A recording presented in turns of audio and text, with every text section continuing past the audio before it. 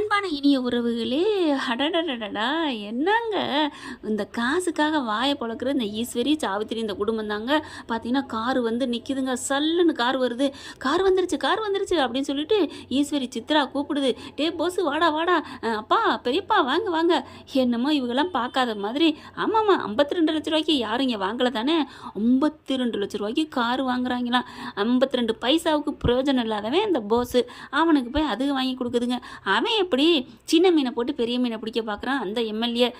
இருடா இரு அப்படின்ட்டு தான் வர்றான். எல்லாம் உங்கள் அப்பனை எங்கள் அப்பையாச்சா அப்படிங்கிற ஒரு பழமொழி மாதிரி தான். பார்த்தா கார் வந்துடுது, எல்லோரும் ஓடி வர்றாங்க. அப்பத்தா பார்க்குது, இதில் போனாலும் ஒரே பயணம்தான், நடந்து போனாலும் ஒரே பயணம்தான், ஆடுறா நீங்கள் ஆட்டம் அப்படின்னு அப்பத்தா சொல்லுது. காரை வந்து இறக்கிட்டு, கார் நல்லா இருக்கா சம்மந்தி அப்படின்னு கேட்குறாங்க. நல்லா இருக்குது அப்படிங்கல. சம்மந்தி சூப்பராக இருக்குது சம்மந்தி, நம்ம பிள்ளைங்க 2 பேரும் காரில் போனால் சூப்பராக இருக்கும் அப்படிங்கிறாங்க. டே போஸு, உன் மாமனார் பார்த்தியா உனக்காக வாங்கி கொடுத்துருக்காரு, வேற யாரும் ஏன் உன் அப்பன் கூட உனக்கு எதுவும் பண்ணலை. டே அவங்க பொண்ணை நீ நல்லபடியாக வச்சுக்கணும், அதெல்லாம் நான் பார்த்துக்கிறேம்மா அப்படிங்கிறாங்க. என்ன மாப்பிள்ள வண்டி பிடிச்சிருக்கா? ரொம்ப பிடிச்சிருக்கு மாமா, தேங்க்ஸ் மாமா.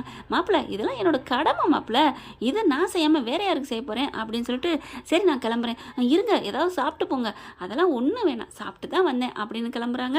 அதுக்கப்புறம் காய் திறந்துட்டு, கார் பிடிச்சிருக்குல்ல போஸு அப்படின்னு கேட்க, ரொம்ப பிடிச்சிருக்கு பேபிம்மா அப்படிங்கிறாரு. அதுக்கப்புறம் சரி கார் பத்திரம், காரில் ஒரு தூசி கூட படக்கூடாது, சின்ன ஒரு எதுவும் கிராச்சல் பண்ணக்கூடாது சரியா அப்படின்னு சொல்ல, அப்படி ஈஸ்வரி பார்க்குது. அவங்க சித்ரா, அம்மா சரியான ஆளாக இருக்காம்மா, சரி விடுடி வீட்டுக்கு வரட்டும் அப்புறம் வச்சுக்குவோம், வர்றதுக்கு முன்னாடியே உங்களை போட்டு துவைச்சி புழிஞ்சு காய போடுறா, இதில் வேற வந்ததுக்கப்புறம் வச்சுக்கிறாளாம், நீ திருவோடு ஏந்துறது நிச்சயம் தாண்டியா.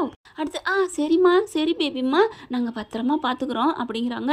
ஒரு தூசி கூட பரக்கூடாதுன்னு சொன்னோன்னே அப்பத்தா பார்க்குது, ஏண்டிம்மா தூசி காற்று இயற்கையாக மேலேருந்து வரும், இங்கிட்டிருந்து வரும் இங்கிட்டிருந்து வரும், அப்போ தூசி படத்தானே செய்யும், அப்போ அந்த தூசியை போய் அடிப்பியா என்ன அப்படின்னு கேட்க, என்ன பாட்டி குத்தலாக பேசுகிற மாதிரி பேசுகிறீங்க, எனக்கு தூசி கூட பிடிக்கக்கூடாதுன்னா அந்தளவுக்கு எப்படி இருக்கணுமோ அப்படி பார்த்துக்கணும், அதை சொன்னேன், எனக்கு எப்போவுமே டிசிப்ளின் முக்கியம், அது என்னடி அப்படிங்கிறாங்க.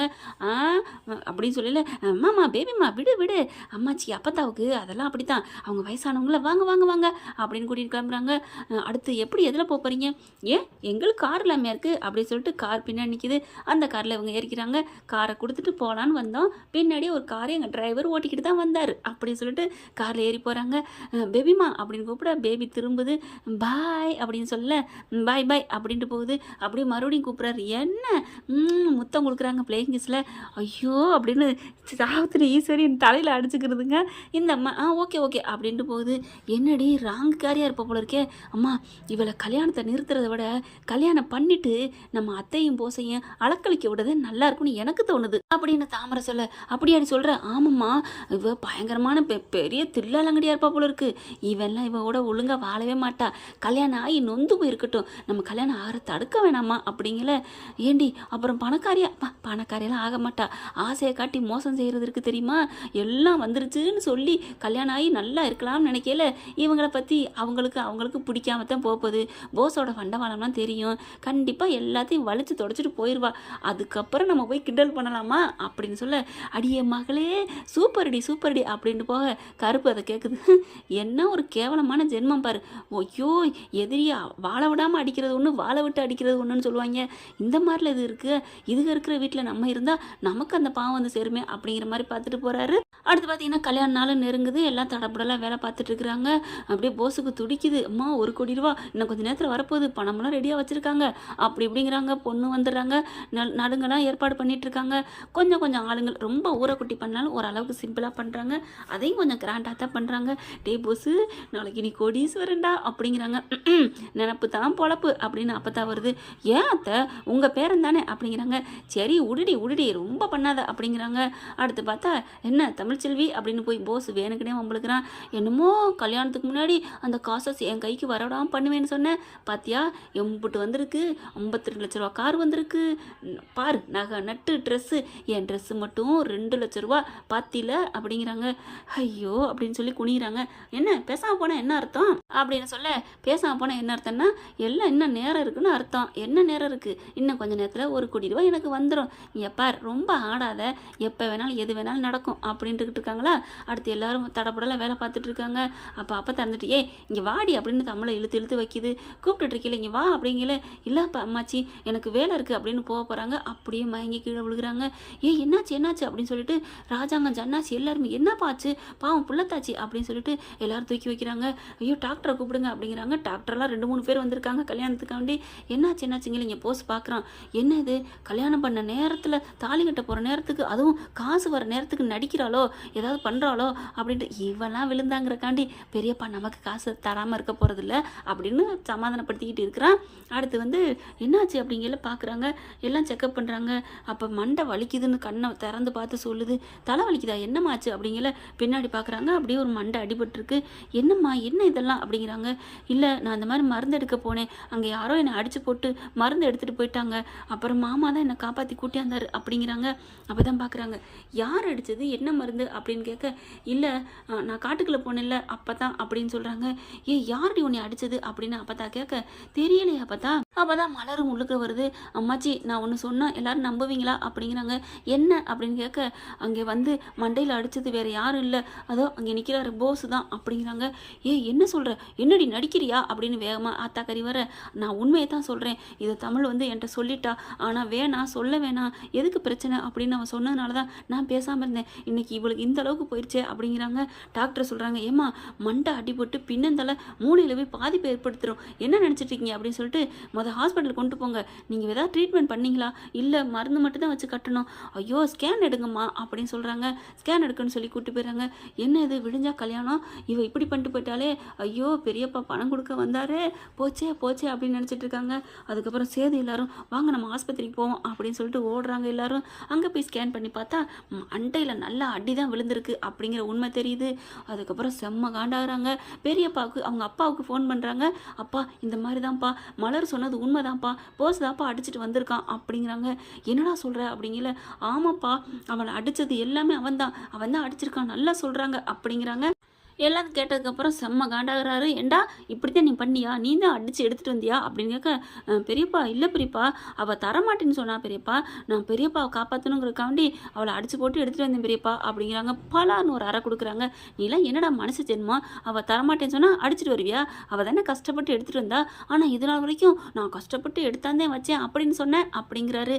அப்படியே அவங்க அம்மாச்சி பார்க்குது. அப்பத்தா பார்த்துட்டு நான் நினச்சேன்டா உன் உடம்புலாம் எந்த காயமும் இல்லாமல் அப்படியே புது மாப்பிள்ளை மாதிரி வந்தியே நான் அப்போவே நினச்சேன் அப்படிங்கிறாங்க.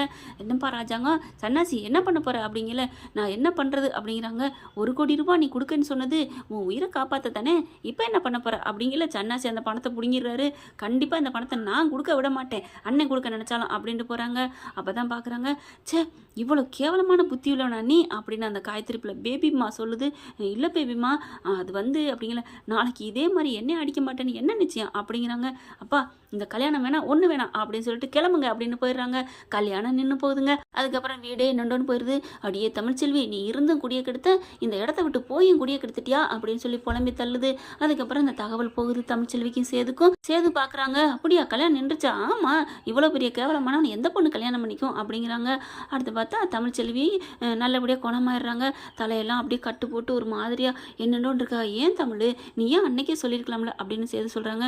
நான் என்ன சொல்கிறது சொன்னால் நீங்கள் நம்ப மாட்டீங்க அப்படிங்கிறாங்க தமிழ். அடுத்து வீட்டுக்கு வந்துடுறாங்க. மறுநாள் பார்த்தீங்கன்னா அந்த பொண்ணுக்கு வந்து ஸ்காலர்ஷிப் கொடுக்கணும் இல்லையா அதுக்கு வந்து காலேஜுக்கு கூப்பிட்றாங்க. சேதுவும் கிளம்புறாங்க. இங்கே ராஜாங்க சன்னாசி எல்லாருமே போகிறாங்க. தமிழ்ச்செல்வி படிக்கிற காலேஜுக்கு எல்லோரும் குடும்பத்தோடு போகிறாங்க. போயிட்டு பார்த்தா எல்லாம் பெருமையாக பாராட்டி பேச சொல்கிறாங்க. பாராட்டி பேசுகிறாங்க. என் வீட்டு மருமக இந்த மாதிரி வந்ததில் நான் ரொம்ப சந்தோஷப்படுறேன். இன்னொன்று என் மருமகளை பற்றி நான் பெருமையாக சொல்லணும். என் உயிரை காப்பாற்றினதே என் மருமக தான். அவளுக்காக நான் என்ன வேணாலும் செய்யலாம். இந்த ஸ்காலர்ஷிப் மட்டும் இல்லை இன்னும் எல்லா செமஸ்டருக்கும் அவள் 5 வருஷம் படிப்பை முடிக்கிற அம்புட்டு ஒட்டுமொத்த செலவையுமே நான் எடுத்துக்கிறேன். ஏன்னா கண்டிப்பாக அவள் தான் ஃபஸ்ட் ரேங்க் வருவான்னு தெரியும். அதை விட என் மருமகளை நான் படிக்க வைக்கிறேன்னு ஏற்கனவே வாக்கு கொடுத்துருக்கேன். அதனால தமிழ்ச்செல்விக்கு எல்லாமே நான் தான் செலவை ஏற்றுக்கிறேன் அப்படின்னு சொல்லிட்டு என்னம்மா போதுமா அப்படின்னு தமிழ்ச்செல்வி சொல்ல மாமா அப்படி சொல்கிறாங்க. என்னை மன்னிச்சிருமா உன்னை நாங்கள் தப்பாகவே புரிஞ்சுக்கிட்டோம் அப்படிங்கிறாங்க. பரவாயில்ல மாமா அப்படிங்கிறாங்க. அதுக்கப்புறம் எல்லாம் பெருமையாக பாராட்ட அவ்வளோ பேரும் பாராட்டுறாங்க. அடுத்து வந்து இங்கே வந்து நாங்கள் எல்லாம் இன்னொரு ஓப்பன் விழா வச்சுருக்கோம் அதையும் நீங்கள் வந்து திறந்து வைக்கணும் அப்படிங்கிறாங்க. என்ன அப்படின்னு கேட்க இல்லை ஓரலாக தான் இங்கே காலேஜ் இருக்குது இப்போ வந்து ஸ்கேனிங் ரூம் ஒன்று ஓப்பன் பண்ணுறோம் அதையும் நீங்கள் திறந்து வச்சிங்கன்னா ரொம்ப சந்தோஷமாக இருக்கும் அப்படிங்கிறாங்க. உடனே அதையும் திறந்து வைக்கிறாங்க. அதுக்கப்புறம் அப்பத்தா பார்க்குது, இங்கே பாருங்க என் மருமகளும் புள்ளத்தாச்சியாக தான் இருக்கா, அவளையே நீங்கள் ஸ்கேன் பண்ணி காமிங்களே அப்படிங்கிறாங்க. காமிக்கிறோம், இதில் என்ன இருக்குது அப்படின்னு சொல்லிட்டு தமிழ்ச்செல்வியை தான் ஸ்கேன் பண்ண போகிறோம் அப்படின்னு சொல்லிட்டு ஸ்கேன் பண்ணுறாங்க.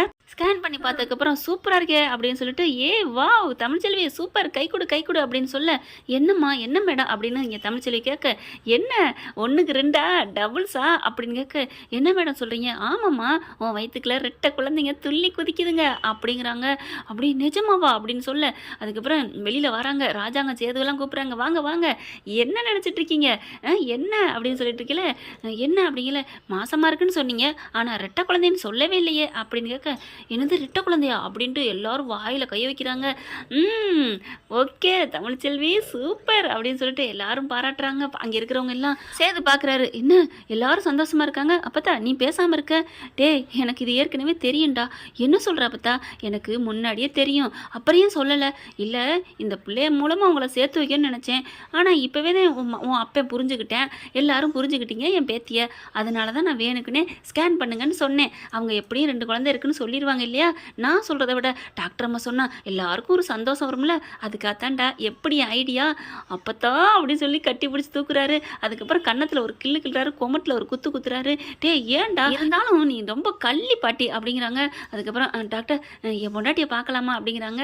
ஏன் அவளே வந்துடுவாங்க, நீங்கள் பார்க்கலாம், ஒன்றும் இல்லை தமிழ்ச்செல்விக்கு அப்படின்னு சொல்லிட்டு கூப்பிட்றாங்க. தமிழ்ச்செல்வி வர்றாங்க, வந்த கையோட டக்குன்னு கட்டி பிடிச்சிக்கிறாங்க. தமிழும் சேதுவும், சூப்பர் தமிழ், தேங்க்யூ தமிழ், என்னை மன்னிச்சிரு தமிழ் அப்படிங்கிறாங்க. ஐயோ எதுக்கு விடுங்க, மாமாலாம் இருக்காங்க அப்படின்னு சொல்லவும் டக்குன்னு விலகுறாங்க. ராஜாங்க வந்து, எம்மா என் வீட்டுக்கு 2 வாரிசு நீ பெற்று கொடுக்க போறியா அப்படின்னு எல்லாருமே சந்தோஷம் அடைகிறாங்க. ஆனால் இந்த நியூஸை கேட்டுட்டு ஈஸ்வரி சாவித்திரி மட்டும் செம்மையாக பொங்கி வயிறு எரிய போகுது. ஓகே ஃப்ரெண்ட், பார்க்கலாம் என்ன நடக்க போகுதுன்னு. இது நம்மளோட கற்பனை கதை தான். இது பிடிச்சிருந்துச்சுன்னா உங்கள் பொண்ணான கையில் லைக்கை போட்டு சப்ஸ்கிரைப் பண்ணிடுங்க. Thank you friends.